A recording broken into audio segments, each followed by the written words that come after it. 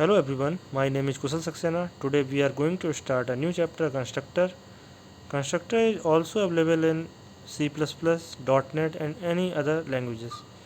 दूसरा अगर मैं बात करूँ, ये मैं जो आपको कंस्ट्रक्टर पढ़ा रहा हूँ ये क्लास 10th के लिए ज़रूर पढ़ा रहा हूँ, बट जब आप जावा पढ़ेंगे, चाहे वो आप बीटेक में पढ़ें, चाहे बीसीए में पढ़ें, चाहे एमसीए में पढ़ें, ये सभी में कॉन्सेप्ट आपको मिलेगा। ठीक है, तो मैं यहाँ पर क्लास 10th के लिए ना सही मैं आपको कहूँ तो मैं पूरा ही कॉन्सेप्ट आपको पढ़ाऊँगा जो आप बीटेक में भी पढ़ोगे, सेम बीसीए में भी पढ़ोगे और एमसीए में भी पढ़ोगे, बिल्कुल सेम वही टॉपिक पढ़ाऊँगा। तो ये वीडियो स्पेशली तो मैंने क्लास 10th के लिए बनाई हुई है, बट अगर बीटेक के बच्चे भी देखना चाहें, बीटेक के स्टूडेंट्स हैं या बीसीए के स्टूडेंट्स हैं या मैं कहूँ एमसीए के स्टूडेंट्स हैं, वो भी ये उनके लिए भी ये वीडियो काफ़ी हेल्पफुल रहेगा। ठीक है, तो ये वीडियो मैंने इसीलिए बनाया हुआ है कि यहाँ पर क्लास 10th के लिए तो है ही, साथ साथ और कंप्यूटर साइंस के अदर स्टूडेंट्स जो हैं वो भी अगर जावा पढ़ रहे हैं तो उनको भी आसानी से कंस्ट्रक्टर समझ में आ जाएगा। ठीक है, तो मैं सबसे पहले बात करता हूँ कंस्ट्रक्टर होता क्या है। It is a special member function whose name is same as the class name.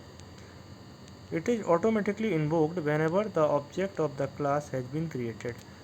ये क्या है, एक स्पेशल मेंबर फंक्शन है। स्पेशल मेंबर फंक्शन क्यों है, क्योंकि कंस्ट्रक्टर का जो नेम होता है वो सेम होता है क्लास के नेम की तरह। ठीक है, और दूसरा पॉइंट है constructor has no return type not even void. मतलब जब हम कंस्ट्रक्टर डिक्लेयर करेंगे अपने क्लास में तो जो कंस्ट्रक्टर होगा उसमें हम कोई भी रिटर्न टाइप का यूज़ नहीं करेंगे, हम वॉइड भी नहीं लगाएंगे वहाँ पे।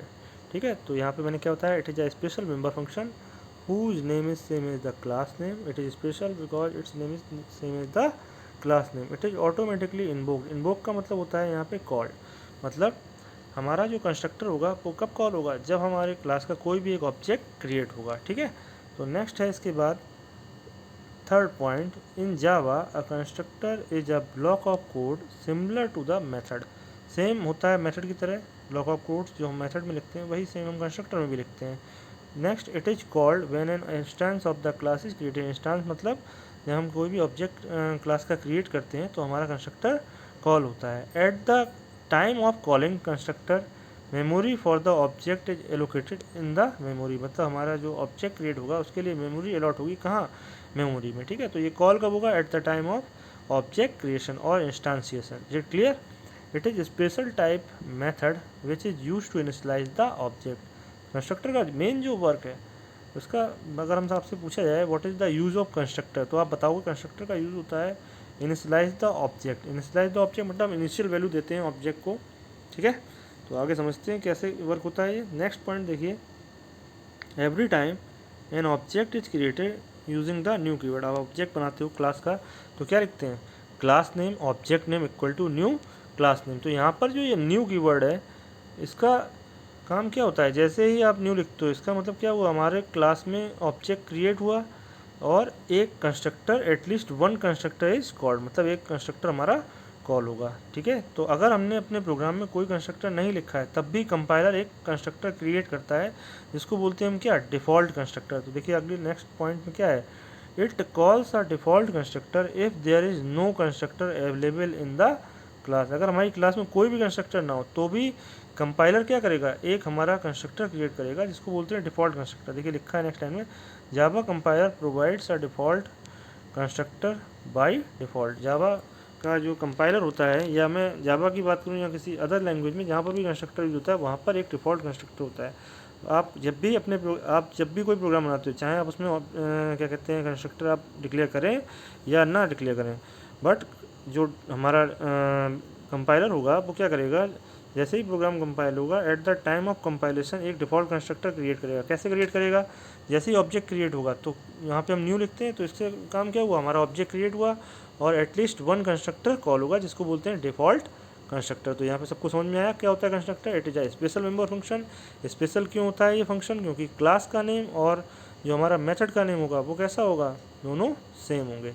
ठीक है, और ये कब कॉल होगा, ऑटोमेटिक कॉल होगा जब हमारे क्लास का कोई भी एक ऑब्जेक्ट हम क्रिएट करते हैं। एंड देन इसका यूज़ क्या होता है, इसका यूज़ होता है इनिशियलाइज द ऑब्जेक्ट। ठीक है, तो देखिए नेक्स्ट है इसके बाद टाइप्स ऑफ कंस्ट्रक्टर।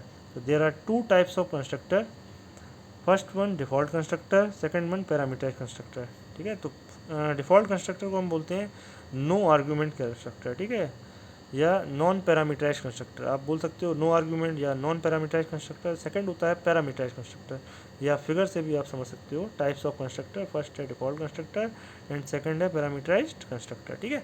तो देख, अब हम सबसे पहले स्टार्ट करते हैं डिफ़ॉल्ट कंस्ट्रक्टर की। डिफ़ॉल्ट कंस्ट्रक्टर होता क्या है? Constructor is called default constructor when it does not have any argument और एनी पैरामीटर, ठीक है। जब हम किसी अपने प्रोग्राम में कोई भी एक कंस्ट्रक्टर बनाते हैं, उसमें कोई भी पैरामीटर नहीं होता है, तो उसको बोलते हैं नॉन पैरामीटराइज्ड कंस्ट्रक्टर, या मैं कहूँ जीरो आर्गुमेंट, या फिर डिफ़ॉल्ट कंस्ट्रक्टर। तो आप यहाँ पे एक एग्जांपल के थ्रू देख सकते हैं। एक प्रोग्राम मैंने लिखा है, यहाँ पे आप देखिए, क्लास का नेम है बाइक वन। मैंने भी आपको बताया था कि कंस्ट्रक्टर क्या होता है, क्लास का नेम और ऑब्जेक्ट का नेम कैसा होगा, सेम। एक स्पेशल मेमोरी फंक्शन जिसका जो नेम होगा वो सेम है या क्लास नेम होगा। तो यहाँ पे क्लास का नेम क्या है, बाइक वन। तो हमने यहाँ पे कंस्ट्रक्टर डिक्लेयर किया बाइक वन। एक बात मैंने और बताई थी कि हम जो भी कंस्ट्रक्टर यहाँ पे डिक्लेयर करते हैं उसमें कोई भी रिटर्न टाइप का यूज़ नहीं करते हैं, मतलब हम वॉइड भी नहीं यूज़ करेंगे। तो देखिए मैंने बाइक वन लिखा हुआ है, मैंने कहीं पर भी वॉइड, इंट या कोई भी रिटर्न टाइप यूज़ नहीं किया है। एंड देन इसके अंदर क्या प्रिंट किया, system dot out dot print bike is created, okay. Then इसके बाद आप देखिए मेन मेथड में मैंने क्या किया, मेन मेथड में मैंने जो हमारी क्लास है बाइक वन, इसका एक ऑब्जेक्ट क्रिएट किया बी। ऑब्जेक्ट कौन सा क्रिएट किया हुआ है, ऑब्जेक्ट मैंने क्रिएट किया है बी, और देन न्यू बाइक वन। तो क्या होगा, जैसे ही ऑब्जेक्ट क्रिएट होगा, ये लाइन जैसे ही एग्जीक्यूट होगी यानी इंस्टेंशिएशन होगा, तो हमारा कंस्ट्रक्टर कॉल होगा और क्या प्रिंट होगा, बाइक इज क्रिएटेड। समझ में आ गया सबको? कंस्ट्रक्टर कैसे कॉल होता है, whenever the object of the class has been created. तो यहाँ पे हमारा ऑब्जेक्ट का नाम क्या है, बी। तो जैसे ही ये ऑब्जेक्ट क्रिएट होगा, जो हमारा डिफ़ॉल्ट कंस्ट्रक्टर है ये कॉल होगा और क्या प्रिंट होगा, बाइक इज क्रिएटेड। क्लियर? तो देखिए नेक्स्ट इसके बाद है पैरामीटराइज्ड कंस्ट्रक्टर। जब सॉरी, मैं सबसे पहले इसमें पैरामीटराइज्ड कंस्ट्रक्टर आपको बाद में बताऊंगा। इससे पहले ये और बताता हूँ कि ये कैसे, मतलब इसका वर्क क्या है और डिफ़ॉल्ट कंस्ट्रक्टर जो है उसका पर्पस क्या होता है। तो देखते हैं सबसे इसमें सेकंड पॉइंट आप पढ़िए, if there is no constructor in class. अभी मैंने आपको इससे पहले बताया था कि हमारे क्लास में अगर कोई भी कंस्ट्रक्टर नहीं होगा, compiler automatically creates a default constructor. ये मैंने सबसे पहले आपको बताया था जब हमने डिफ़ॉल्ट कंस्ट्रक्टर बताया था कि हमारे जब भी क्लास में कोई भी कंस्ट्रक्टर नहीं होता है तो कंपाइलर क्या करता है, ऑटोमेटिक क्रिएट करता है एक डिफ़ॉल्ट कंस्ट्रक्टर। जैसे आप यहाँ पे समझ सकते हो इस फिगर से, एक क्लास बनाई बाइक नाम से, प्रोग्राम आपने कंपाइल करेंगे तो कंपाइलर क्या करेगा, हमारा डिफ़ॉल्ट कंस्ट्रक्टर ऑटोमेटिक क्रिएट कर देगा, ठीक है। मतलब ये आपको दिखाई नहीं पड़ेगा, बट जब कंपाइलर प्रोग्राम कंपाइल करेगा तभी ये क्रिएट हो जाएगा, ठीक है। देन पर्पस क्या होता है डिफ़ॉल्ट कंस्ट्रक्टर का, तो मैंने बताया था आपको, the default constructor is use to provide the default constructor is use to provide the default value to the object.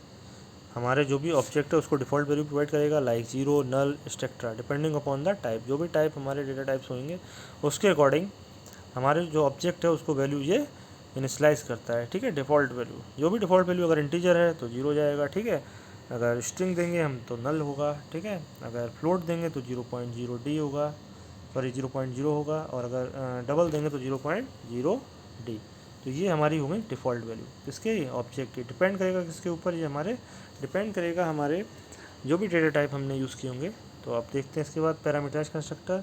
Constructor which has a specific number of parameter is called a parameterized constructor. मतलब हम जब कोई constructor declare करें और declaration के time पे formal parameters हम उसमें पास करें, मतलब कुछ आर्गुमेंट्स उसमें पास करें। जीरो अगर पास करेंगे तो कैसा होगा, डिफ़ॉल्ट कंस्ट्रक्टर या नॉन पैरामीटराइज्ड या फिर zero argument, okay. But more than one, या मैं कहूँ एक या एक से ज़्यादा, जब हमारे कंस्ट्रक्टर में आर्गुमेंट्स होते हैं तो उसको बोलते हैं parameterized constructor. Why use the parameterized constructor. अब बात करते हैं पैरामीटराइज्ड कंस्ट्रक्टर का यूज़ क्यों होता है। तो देखिए the parameterized constructor is used to provide different value to distinct object. मतलब जितने भी ऑब्जेक्ट हम बना रहे हैं उनको अलग अलग वैल्यू प्रोवाइड करता है, ठीक है। However you can provide the same value also. अब ये भी हो सकता है कि हमने मान लीजिए एक प्रोग्राम में दो ऑब्जेक्ट क्रिएट किए और वैल्यू पास की दोनों के लिए सेम, तो ये दोनों के लिए वैल्यू कैसी रहेगी, सेम, मगर होगी सबके लिए कैसे, अलग अलग, ठीक है। तो देखते हैं यहाँ पे एक एग्जांपल। एक यहाँ पे हमने क्लास डिक्लेयर की, क्लास का नेम है स्टूडेंट।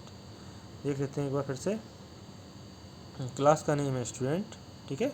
और यहाँ पर तीन वेरिएबल डिक्लेयर किए हैं, आईडी, नेम, ठीक है। तो यहाँ पर इंस्टांस वेरिएबल हमारे कौन कौन से हैं, एक तो है आईडी, दूसरा है नेम, और मैंने यहाँ पे एक पैरामीटराइज्ड कंस्ट्रक्टर डिक्लेयर किया स्टूडेंट, जिसमें दो आर्गुमेंट पास किए, आई और एन। और हमने क्या किया, ID equal to i, n equal to n, and display मैंने आईडी और नेम को प्रिंट किया हुआ है। उसके बाद मैंने मेन मेथड में देखिए आप 2 ऑब्जेक्ट क्रिएट किए S1 एंड S2। S1 के लिए वैल्यू पास की 111 करण, S2 के लिए पास किया 222 आर्यन। तो जब हम S1 कॉल करेंगे, एक ऑब्जेक्ट S1 के लिए जैसे ही कॉल करेंगे तो देखिए यहाँ पे क्या होगा, हमारा कंस्ट्रक्टर कॉल होगा, ठीक है। और ये जो वैल्यू पास की है 111 करण, ये यहाँ पे पास हो जाएगा हमारे कंस्ट्रक्टर में इस जगह पे, ठीक है। एंड देन जब आप S2 कॉल करोगे, मतलब S2 जब डिक्लेयर होगा तो फिर हमारा वैल्यू ये यहाँ पे पास होगी। एंड हम जब S1 से कॉल करेंगे डिस्प्ले तो क्या प्रिंट होगा, 111। जैसे ही हम कॉल करेंगे S1 से डिस्प्ले को तो क्या प्रिंट होगा, 111 करण, क्योंकि S1 के लिए वैल्यू ID और नेम की 111 और करण है, ठीक है। एंड S2 डॉट डिस्प्ले जब करेंगे तो हमारा वैल्यू कौन सी पास होगी, 222 आर्यन, ठीक है। तो समझ में आया कैसे डिस्टिंक्ट वैल्यू होती है हर एक ऑब्जेक्ट के लिए अलग अलग। ये वर्क होता है किसका, पैरामीटराइज्ड कंस्ट्रक्टर का। जितने भी ऑब्जेक्ट आप क्रिएट करोगे उनके लिए उसकी एक डिस्टिंक्ट वैल्यू होगी जो भी हमने इंस्टेंस वेरिएबल डिक्लेयर किए हैं, ठीक है। तो इसके बाद नेक्स्ट है हमारा constructor overloading in Java. Constructor overloading same होती है मेथड ओवरलोडिंग की तरह। मेथड ओवरलोडिंग आपको मैंने पहले ही पढ़ाई थी, क्या होती थी, इन अ सेम क्लास 2 और more method have the same name but the number of parameters और its data types are different. मतलब एक सेम क्लास के अंदर 2 या 2 से ज़्यादा सेम नेम के मेथड होते हैं, बट उनके जो नंबर ऑफ आर्गूमेंट है या तो वो अलग हो या उनके डेटा टाइप सेम। ऐसे ही कंस्ट्रक्टर ओवरलोडिंग में सेम होता है, बट डिफरेंस क्या होता है, डिफरेंस ये होता है कि मेथड में मेथड के नेम सेम होते थे, ठीक है।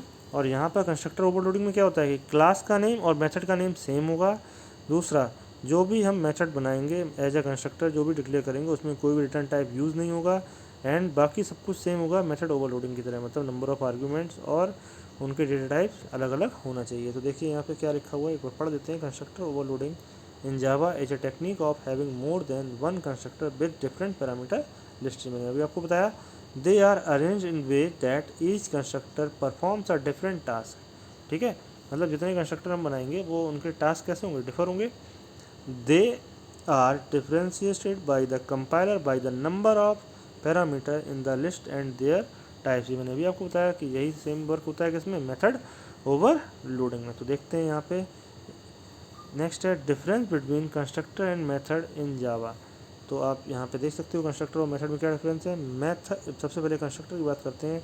अ constructor use to initialize the state of an object, ये मैंने बताया था। Method is use to expose the behaviour of an object. A constructor must not have return type, मैंने भी बताया था आपको, कंस्ट्रक्टर में कोई भी रिटर्न टाइप नहीं होता है, मेथड में हम रिटर्न टाइप का यूज़ करते हैं, ठीक है। The constructor is invoked implicitly. Implicitly कैसे होता है, जब हमारा ऑब्जेक्ट क्रिएट होगा तो इम्प्लिसिटली कॉल होगा। Method is invoked explicitly. Explicitly क्यों, क्योंकि हम ऑब्जेक्ट के थ्रू कॉल करते हैं। जैसे मान लीजिए कोई ऑब्जेक्ट बनाया, डॉट मेथड नेम, ठीक है। Next, the Java compiler provides a default constructor if you don't have any constructor in class. मैंने भी आपको बताया था कंपाइल टाइम पर एक कंस्ट्रक्टर क्रिएट होगा जिसको बोलते हैं डिफ़ॉल्ट कंस्ट्रक्टर। कब, जब हमारी क्लास में कोई भी कंस्ट्रक्टर हमने क्रिएट नहीं किया है, ठीक है।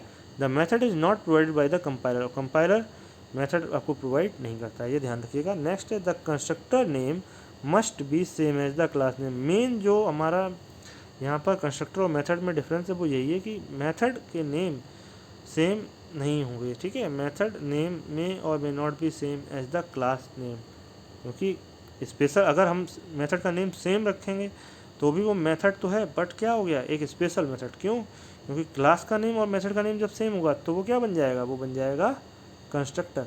क्लियर, तो ये समझ में आ गया आपको। नेक्स्ट है इसके बाद this keyword in Java.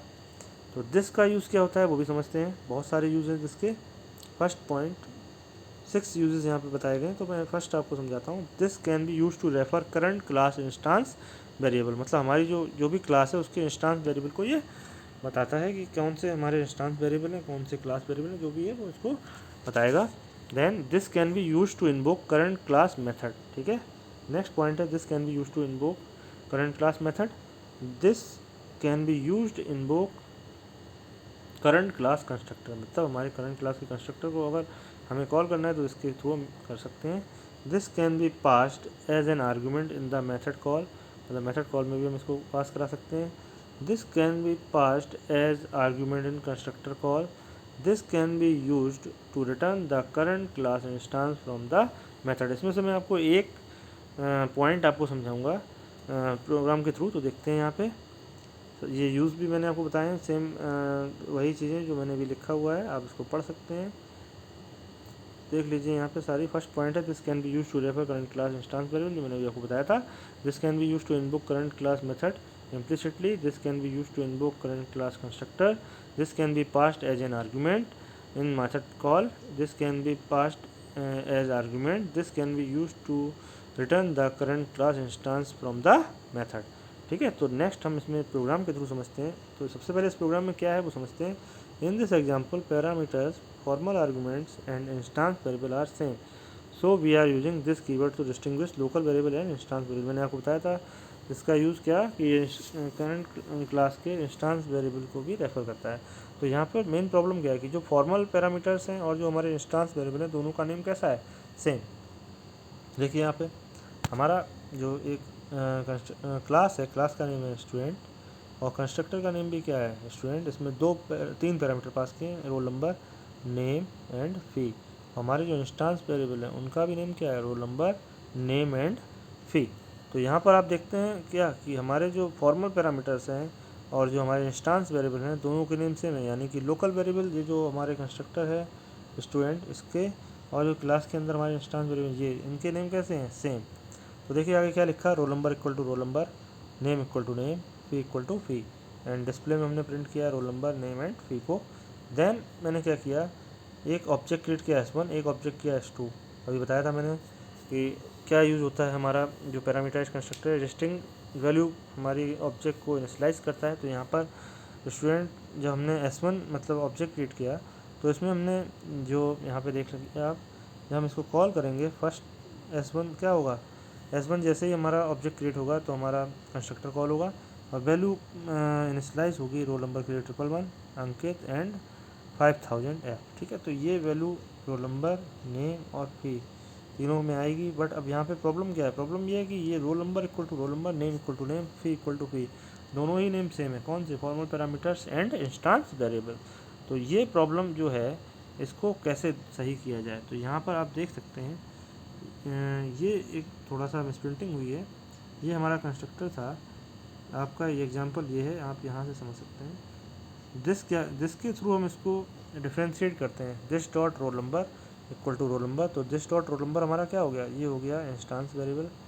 This dot name, ये भी instance variable. This dot fee, ये भी इंस्टांस वेरिएबल। और ये जो इक्वल टू के बाद है ये हमारे क्या हो गए, लोकल वेरिएबल। ठीक है, तो ये सोल्यूशन है इस प्रॉब्लम का। ये जो प्रॉब्लम है यहाँ पे कि जब हमारे इंस्टांस वेरिएबल और लोकल वेरिएबल दोनों के नेम सेम होंगे तो इस कंपाइलर हमारा कंफ्यूज हो जाएगा कि कौन सी वैल्यू यहाँ पे दें। अगर हम इस प्रोग्राम को मान लीजिए हम सिर्फ ये इतना लिख के, मतलब अगर हम इसको इस तरीके से लिख के और पूरा प्रोग्राम को जो हम रन करेंगे तो क्या आएगा, तो हर जगह हमारा प्रिंट होगा 0, नल एंड 0.0।